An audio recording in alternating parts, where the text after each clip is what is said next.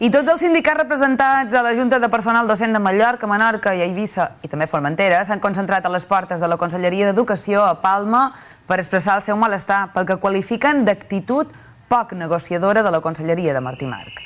Afirmen que davant les novetats que suposa la LOMLOE i també la Llei d'Educació de les Illes Balears o l'estabilització dels docents interins s'haurien de millorar les condicions sociolaborals dels treballadors.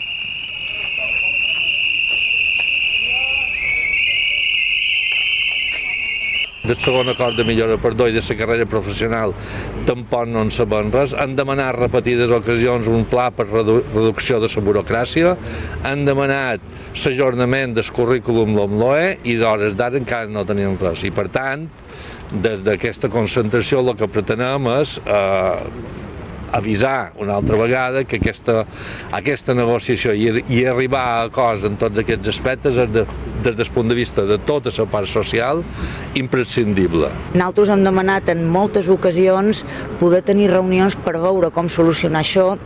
La gent no vol venir, però no és que no vulgui venir, és que no pot venir, és que en què pagui sous no té on viure. A banda de vegades hi ha casos extrems dins els cotxes, no importa arribar a aquests casos, i a Formentera això es multiplica. I Martí Marc ha defensat l'actuació negociadora de la seva conselleria i ha afirmat que en aquests anys s'han revertit moltes retallades en l'àmbit sociolaboral dels docents. Què se pugui dir? Que en 180 mesos sectorial no hi ha hagut negociació, m'apareix, molt discutible, no?